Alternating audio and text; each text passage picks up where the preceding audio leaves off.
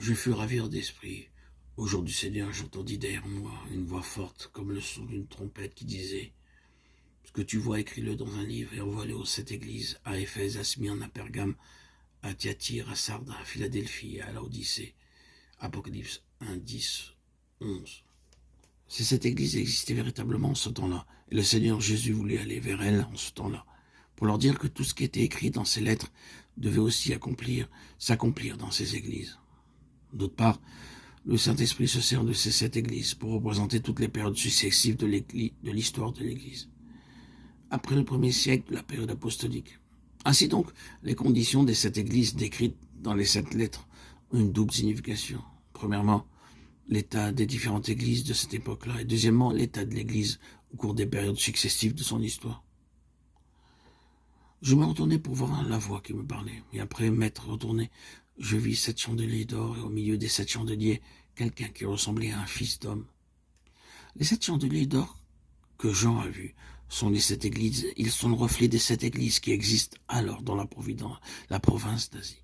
Ces 7 chandeliers ne sont pas rassemblés en un seul, mais ils ont un caractère distinctif. Chacun d'entre eux a pour responsabilité de briller dans sa propre localité. L'Église est une dans la vie, tout comme un corps peut l'être, mais à l'égard de son apparence extérieure. Chaque assemblée est autonome dans sa localité, chacun est directement responsable aux yeux du Seigneur, comme le seraient 7 chandeliers distincts.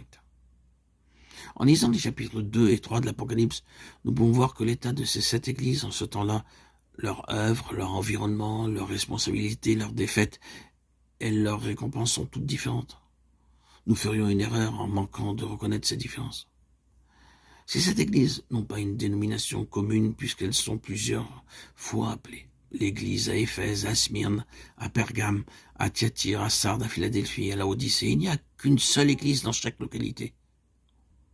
Il ne devrait pas y avoir plusieurs églises dans une seule localité, ni plusieurs localités pour une seule église.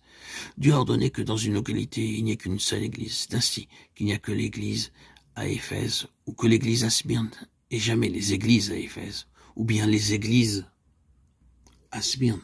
Il est aussi ordonné par Dieu qu'une église locale ne doit pas s'associer à d'autres églises locales pour former une seule église. C'est pourquoi la Bible dit les 7 églises qui sont en Asie, Apocalypse 1,4, et non pas l'église en Asie. Étant donné qu'à cette époque, l'Asie était une province romaine, et que dans une province, il y a évidemment beaucoup de localités. Dieu a ordonné à l'Église d'un point de vue interne qu'elle devait se soumettre à l'autorité du Saint-Esprit, et d'autre part que ses limites externes étaient celles de sa localité. Si nous comprenons bien la Bible et connaissons le Saint-Esprit, nous ne pouvons confesser autre chose, sauf que l'Église sur la terre doit être exprimée dans une localité par une seule Église. Une Église pour plusieurs localités, ou 7 églises dans une localité ne sont donc pas scripturaires. Car pour avoir une église pour plusieurs localités, il nous faut outrepasser l'unité dont parle l'Écriture. Et avoir plusieurs églises dans une seule localité auront l'unité réclamée dans les Écritures. Si nous n'oublions pas que ces 7 chandeliers représentent les 7 églises, alors nous n'oublierons pas non plus que ce doit être l'église aux yeux de Dieu.